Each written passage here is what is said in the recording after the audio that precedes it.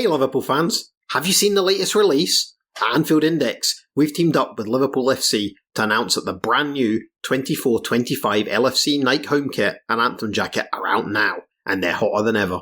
The brand new kit pays homage to the legendary Rome 1984 side, featuring sleek pinstripe detailing that brings a touch of history to our modern game. Whether you're cheering from the Kop or watching from home, you'll feel the spirit of the Reds coursing through every stitch. The best part? You can grab yours today. The new kit and training range are available in official stores, online, and through the LFC store app. Don't wait, order now and be ready to show your Liverpool pride in style. Get your hands on the new 24-25 LFC home kit and anthem jacket today. Let's make this season unforgettable. You'll never walk alone. Thanks for choosing this free Anfield Index podcast.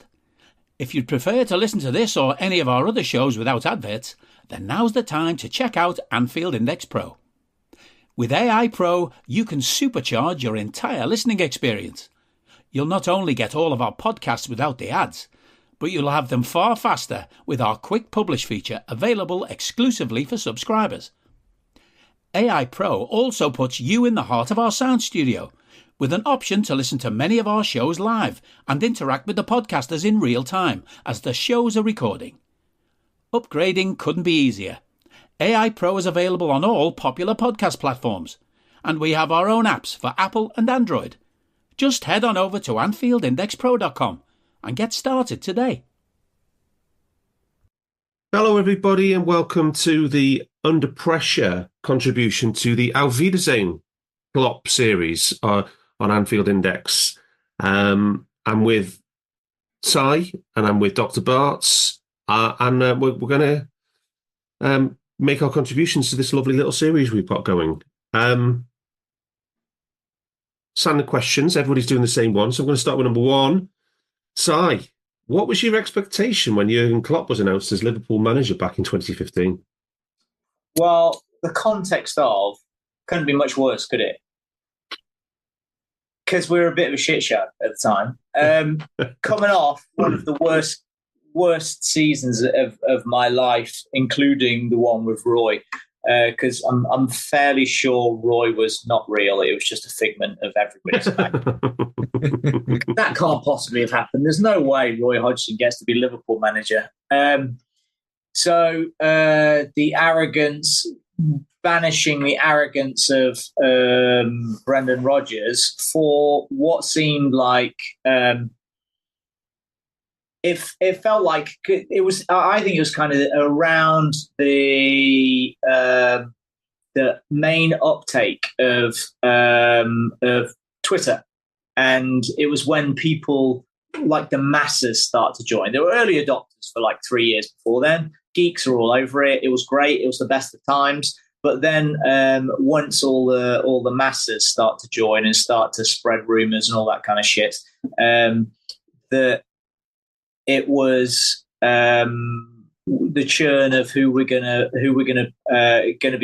replace Brendan with, and the big names at the time were thankfully moved on from either Brendan or Martinez to perhaps Ancelotti, perhaps Jurgen Klopp.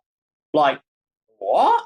I didn't believe it at all, because we couldn't. If you remember at the time, like, we couldn't sign no-name internet famous Russians players who nobody actually knew the name of. We kind of vaguely pretended that some Ukrainian lad we'd heard the name of, and they still didn't think Liverpool were big enough for them to join, for us to join. For them to join. Are you talking about Conor Plianka or Alex Teixeira? Or are you talking about all of the above? All of the above.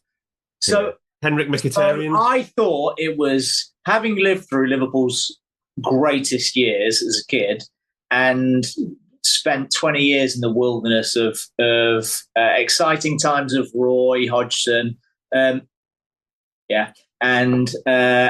the dull defence of Roy Evans and the wonderful attacking of Gerard Houllier. I think the likelihood of us getting a world-class manager, I thought was never going to happen. I thought we were done. I thought we were just an old club, and I was going to support us till the day we die, but day I die. But we were going to become Villa, or Forest. That's kind of what I'd resign myself to. And then Jurgen signs. I'm like, whoa. So your expectations were pretty high then once he was announced. He was my in-laws knew who he is. He was famous. Yeah. And he had established track record of success of turning over the establishment. Yeah. And he seemed like a fun, like a cool dude as well. And then the more I read about him, it was since the day he signed, I just read everything possible. And like he seemed like a Liverpool. He seemed like a Scouser. And then his press conference and the sound bites and how amazing he is on TV. The normal one. I am the normal one. Yeah, anybody that's going to take the piss out of Mourinho, sign me up. And so then it gave me faith that I, bear in mind, having said all of the stuff I said, that we're resigned to being Villa. If I was a Villa fan, I would still begin every season in the hope we could win the league. Because that's who I am. You guys know every season I have figured a way to justify also we are going to win the league this year. And then at some point during the season, it comes my total devastation, ranging between September the 15th or this season it was April and I was in New York, so you didn't get it. Surely it was never before the clocks went back. Surely not even the disappointment raised before the clocks went back. I think there was a Roy moment and there was a Brendan moment where I thought there's no chance of this. But yeah, so having him, I couldn't have been more excited. I start a season exuberant, desperate for us to put together a game that we're going to make statements and we're going to drive our identity and stand on the throat of the opposition, and players are going to remember we're Liverpool, and the crowd will remember we're Liverpool. Because if you remember, the crowd was fairly shitty back in the day. We had a couple of moments under Brendan. If you remember 13-14, came from nowhere, and it had been a long time since the crowd had been that. Yeah. And then it had gone again. So it was just exciting to be exciting. That's all. Bart's expectations? Yeah, I think my expectations are not as in-depth as Si, but I think, you're in the wilderness. Yeah, because we're not trying to record a 2-hour podcast here. I was going to say, right, geez, but no, I've been... You asked? No, but that season has started appallingly, and I've just been like, great. I think it was 0-0 was the derby 0-0 at Everton? I think it was a game against Carlisle. It was 1-1, wasn't it? Yeah, and you just like, this is horrible. How have we gone from 13-14 nearly winning the league to this? City had just started to kick into their dominance. Like, do you know what I mean? It really started to hone in on people that City had got it right. They weren't mucking about with signings anymore. They were building this side to become dominant force that they are now. And I was like, okay, I have to be honest. When the names were voting around, I actually fancied Ancelotti, but that's because I spent a lot of time watching Milan as a kid.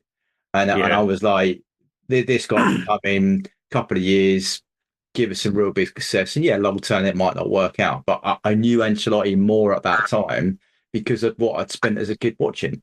But then as soon as Klopp got announced, a bit like side, this is a big name manager. Jesus, we've got a big name manager. It doesn't matter, it's not Ancelotti, it's still a big name manager. That first interview, he had me sold. I was like, right, we're going to win the league. I was convinced. I was like, we're going to win. He's told me he's the normal one, and we're going to win a league. And I was like, let's do this then. Let's buckle in and let's get on this ride. But what about you, Duff? Yeah, and I remember in the days when I used to buy 442 magazine, there was I think it was in about 2013, there was a cover on, it was on the front cover in his bright yellow Dortmund tracky top, and it was basically just said the hottest manager in the world right now on the front. And I was thinking, and then and basically everybody wanted him, and then we ended up getting him. And you guys have covered that really well, but just want to say the other thing that my expectation was that I was so pissed off around with Rodgers' era was that off the pitch, we were so wasteful as an organisation. We were so there was so much politicking and so much division, and people. It was the opposite of everybody rowing in the same direction. There was like one half of the boat was trying to go one way, the other half of the boat was trying to go the other way. And we almost had this like crazy period of parallel recruitment where Brendan was signing his players and the committee was signing their players. And as much as anything else on the foot, I was just looking forward to that ending, that circus ending, so we could become a serious, football operation, if you like. And that did come to pass. And one of the things that I liked about Jurgen was that he'd obviously been a coach. He was primarily a coach with a sporting director at Dortmund. So as well as the world famous, the world class manager in the dugout, it was also the right fit for what we needed as a club. Fair. Yeah. So number 2 is Klopp's era has included remarkable highs, such as the Champions League win and the Premier League title. But which season or moment would you say was the pinnacle of Klopp's time at Liverpool, and why? So, Barts. Just checking the other Which season or moment was the pinnacle? I'm going to pick a period, and I think you're going to know what period I'm going to do. 110 out of 114. That was my one as well. Yeah. That is my pinnacle, and that's a very tricky position, but I don't think City haven't got anywhere near that. No. And for us to do that with our resources, managed in the perfect way, was phenomenal. And if you wanted a game to sort of epitomise what I thought we were at that time, Leicester away on, was it Boxing Day? Yeah, it was. So that period you're talking about was January 2019 to February 2020. Yeah, and that I thought we were truly brilliant at the front, middle, and the back. And I think we probably had eight players that could conceivably be called world class, all the best in their position at that time. And then we had a supporting cast that were equally, at least international class, if you like, maybe not world class, but still exceptionally well performed. We were rotating, we were managing minutes, we were going into games, and the opposition knew they were beat before they even walked on the pitch, which is the thing we used to get used to with United. If Ferguson, a bit like Sire grew up with United, and we all did dominating, but half the problem was they'd already think they were beat when United turned up. And then that period for me was the high point of watching this Klopp side, and that game at Leicester 4-0 away was just something else. And I was like, that's the day we're going to win the league. But equally, that epitomised exactly what Klopp's side for me used to do on a regular basis. Si, can you pick a seasonal moment as the pinnacle? You've picked the right spot. That's it. It is the right one. I think from Brighton in the end of 2018 season, 2018 season up until lockdown. I think we were the best team in the world. We had 90 games. We were a 2.48 points per game team. We had Real Madrid. We beat. We put some of the best football I've seen ever that we've played. But even in stupid games like away at Porto or Bayern Munich, and I think the single moment might be. Bear in mind who I am and who I rave about all the time. Might be Virgil van Dijk to Sadio Mane around Neuer. Champions League semi-final, yeah. That might be the single pinnacle, if there is one. And that's kind of right in the middle of that period as well. So I think the synergy of that team, of those 15 players that we used all the time, even though the 11 who people will recognise as our best team only ever played together once, but those 15 players that we used... It's amazing stat, that. Yeah. Those 15 players we used all the time then, they were so well rehearsed, they were so cohesive, and every player we brought in did the role that they were brought in for brilliantly. Everybody that worked for the team, everybody that worked for the club did their job amazingly, and it was a phenomenal time to be a Liverpool fan. You go into every game expecting demolition. Klopp rambles on about his key principle is be the worst team in the world to play against. Yeah. And everybody was terrified. I think you can't get a greater endorsement than one of the great managers of all time at the peak of his powers being terrified to play against Liverpool. Yeah, absolutely. I'm going to go for the one in the same calendar year, but slightly different. Just actually the week before the one that Bart's mentioned, and that's 21st of December 2019, Liverpool 1, Flamengo 0. Bobby Firmino ran in the goalkeeper in extra time to score, and that made Liverpool champions of the world. And I just thought that was a really nice ring. Obviously, it went on to become champions of everything with the Premier League win, but that was such a nice one for me. Just people that dismiss it in this country for some reason, but just to go around just saying you're world champions, it's just amazing feeling. It's like yeah. So that was really nice. And on a nerdy one for this podcast, with all the pressing that Gags and Rhodesy have collected down the years, the time that we actually when Solskjaer was at Man United, and they were going for their crazy spell, and there was all this talk that they have to press like Liverpool, and then they tried to do it, and then we actually collected Man United's pressing in that game, and we did that podcast where we analysed Man United's attempts at gegenpressing, and it was just so good, it was so much fun, and they actually had the longest pressing chain we've ever got in our data. There was a chain of 11, I think it was 12, but they were literally just chasing shadows up and down the field, and it ended with Naby Keita's goal. Their pressing chain of longest chain ever, I think it was 11 or 12, can't remember which, but it ended in a goal for us. It was just brilliant. So that's such a nerdy one. But anyway, that's definitely the pinnacle of UP. Oh dear. Right, so question 3 in 2 parts. Which player was most influential? This player was most influential to Liverpool's success under Jurgen? I think everybody knows what I'm going to say here. I think the fella that's played the most, that's scored the most, that's created the most big chances, that's scored the most big goals, created the most big goals. I think I will not argue against Virgil. I will not argue against Ali. I just think when you have unequivocal greatness of the magnitude that Mo Salah has shown at the level of consistency is shown for whatever he's been here, 6-7 years. I just don't think I don't think Ali has been as consistent as Mo, and Virgil's been out. I don't need a VPN. I've got nothing to hide.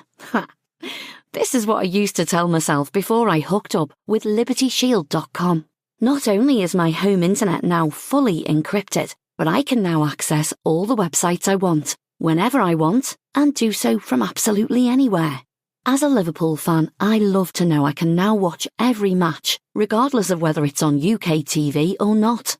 My Liberty Shield VPN makes sure nothing is blocked and guarantees me super fast streaming speed throughout that match. You can get connected right now with their software package, which includes a 48-hour no-obligation free trial and instant access to their apps for Apple, Android, Fire TV, PC, Mac, and Android TV. Or go a step further like I have and get one of their pre-configured VPN routers. These small but powerful devices allow you to easily connect every device in your home to VPN, making it the perfect solution for smart TVs, Mac boxes, and games consoles. Visit LibertyShield.com today and use coupon code AIVPN25 to get 25% off at checkout. No. Yeah, absolutely. But most influential?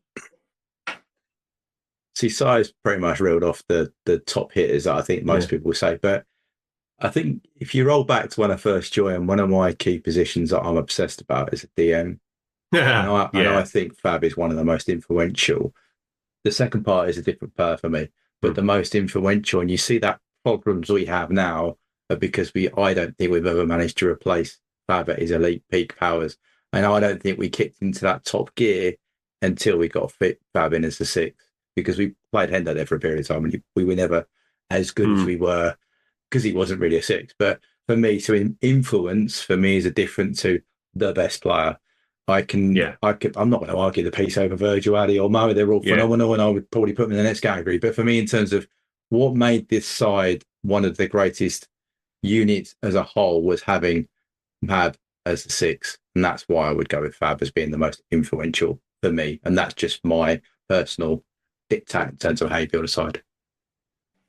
Yeah, I'm going to go Virg, obviously, because until he signed in the second half of 27-18, we weren't, the defence was a shambles, and we wouldn't have contended if it hadn't been for him. So, but yeah, it's difficult to divorce him from Ali, who arrived 6 months later and stuff like that. But I'll go Virg. But the second part of the question is, who was his best signing? So I don't know. I'm tempted to say, obviously Joel Matip on the free transfer, just sensational. I'm probably going to say Andy Robertson, because it was only 8 million quid, and I don't think anybody saw the value and said what of a relegated attacking fullback from a relegated team who didn't really stand out when Hull City were in the Premier League. And it was part of the deal where we sold Kev Stewart basically for the same fee to Hull for 8 million. So it was effectively a swap deal for Kev Stewart, and we got Andy Robertson, who's played over 250 games for Liverpool and been one of the best fullbacks we've ever had. And I just think that a certain book which is coming up soon, Bart's, is lifting the lid on maybe why we were so far ahead of the curve on signings like Robbo and what we were managing to do with tracking data. Back then when did he sign? 2017? Yeah. So summer 2016. 2017-18. Yeah, summer 2017. Yeah. Yeah.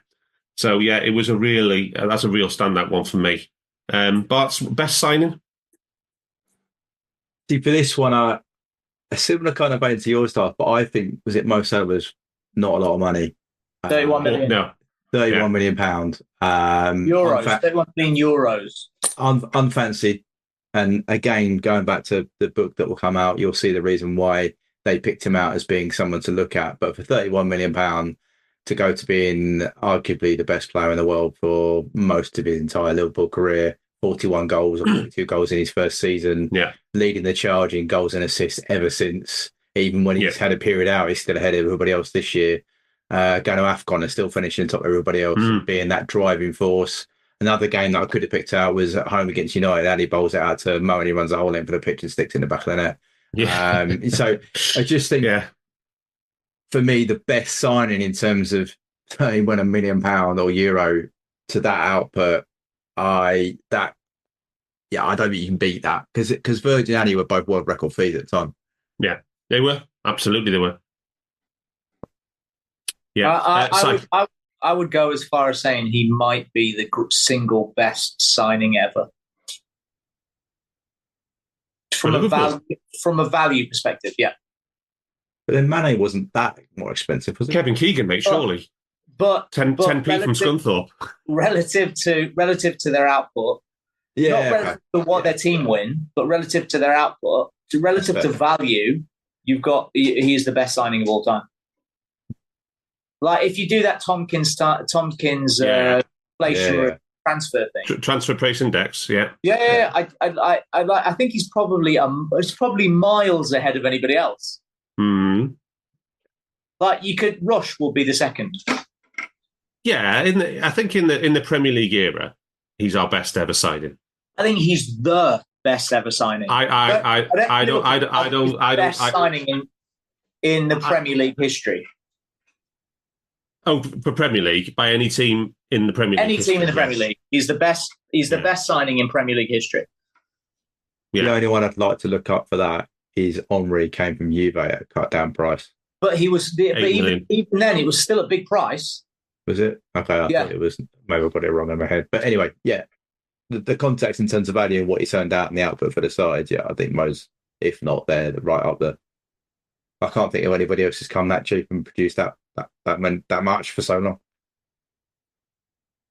I would recommend anybody listening to this reading The Secret Diary of a Liverpool Scout about Jeff Twentyman in the Bill Shankly and Bob Paisley days. That is just unbelievable, that book, about the stuff that effectively he was doing analytics, and he had one of the best eyes you'll ever see. And some of the players they got back in the day for Liverpool, and look, Steve Highway was a free transfer. Kevin Keegan, £33,000 from Scunthorpe United. It's just the stuff that they did was just unreal, and that is a really good book. But anyway, back to Jurgen. So, Si, this is a good question. What is Jurgen's most enduring legacy at Liverpool, and how has his philosophy transformed the club both on and off the pitch? I don't think his philosophy has transformed the club at all. I think his natural philosophy aligns with the club. I think it was just kismet. His enduring legacy.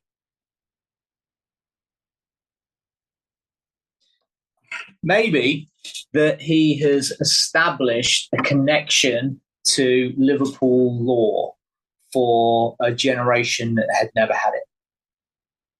If that makes sense.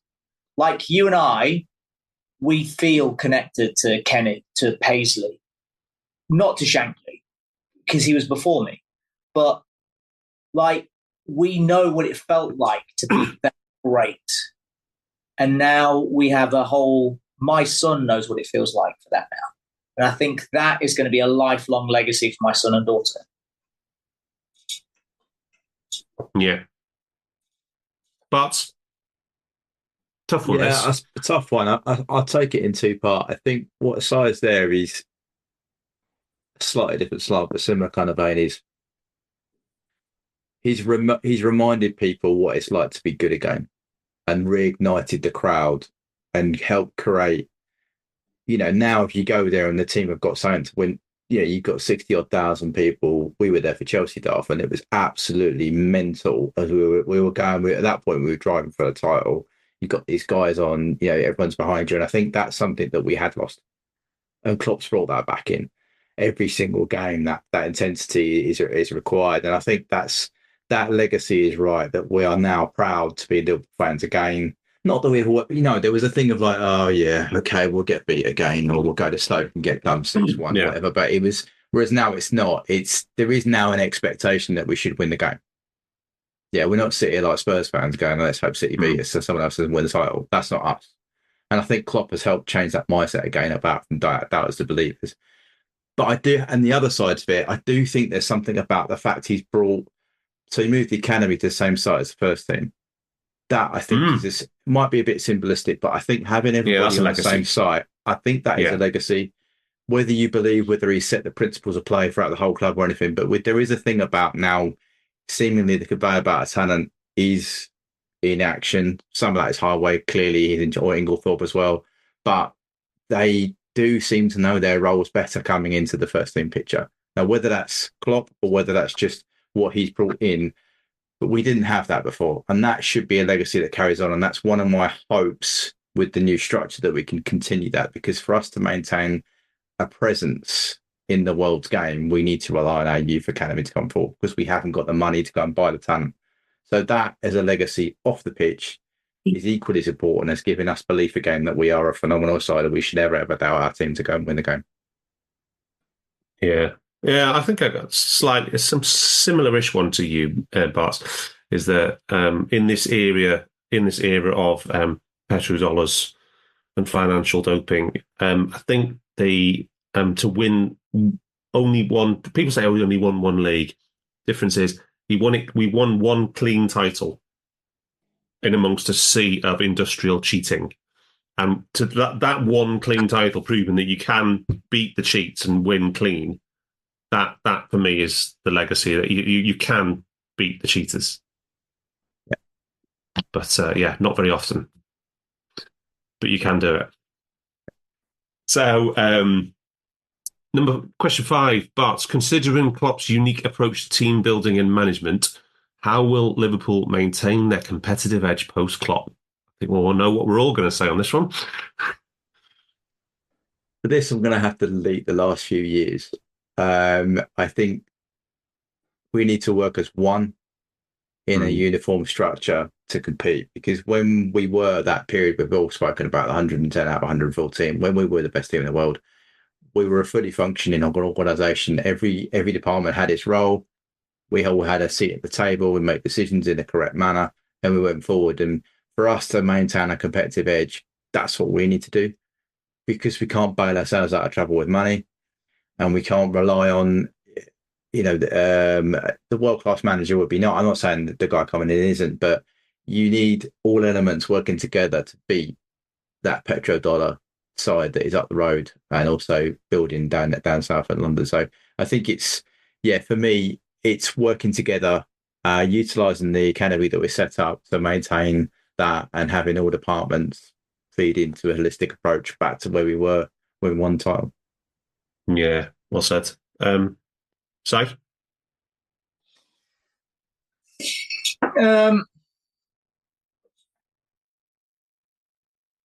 I don't know. It's tricky, because I think a lot of our answers here are conflating a little bit of what the structure of. We're giving Klopp credit for the structure of the club, and I'm not sure. I agree. I don't agree with Eddie's questions on this. Eddie, I think some of your questions are rubbish, mate. Sorry. Yeah, I'm not sure how much of the structure of the club is down to Klopp. It's not. Yeah, it's not. So I think. I would like to add one more thing to our previous question about legacy. Trent is Klopp's biggest legacy. Yeah, good show. I think there is stuff that a new manager can learn from Klopp, because I think he had a very real peak. I actually believe that there are peak ages for footballers and for coaches. And I don't know if you remember, I pointed this out a couple of years ago. I was worried that we were getting beyond his peak, because he is beyond the peak window. And you said players stop listening to him as well after so many years. After it just so happens. Yeah. That's just basic sports psychology. That's what happens. That players stop listening, so you have to have a churn of assistant coaches and a churn of players. I think we probably overcome a bunch of that this season, because we had this uptick that none of us expected. So that was amazing. I think that there is stuff that we can learn, that Michael Edwards will learn, and the new coach will learn, to allow Michael Edwards to do his job. But also from a strategic and planning perspective, I'm not sure Jurgen nailed periodization, which is a sports science term for planning of the physical outputs of players over the course of a season. I think the 2 seasons where we were totally dominant at the end of the year were the 2 years we had the youngest average age squad.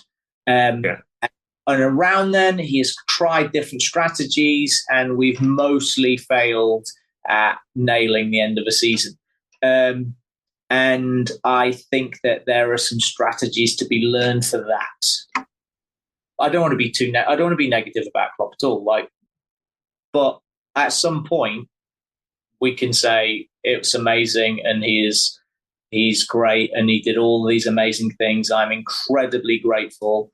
But it's a good point. What is the life cycle of somebody's sports science knowledge? Because, you get educated in a certain area, you learn it, you become a practitioner, but then things evolve. Unless you stay continuously on top of the latest developments and the latest techniques and stuff like that, your approach is going to become more old-fashioned by definition. It's just the way of the world.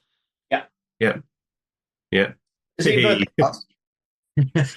Sorry, I just put balloons up for some reason. No, I don't. As somebody who works in higher education, Bart, you must recognise that more than most.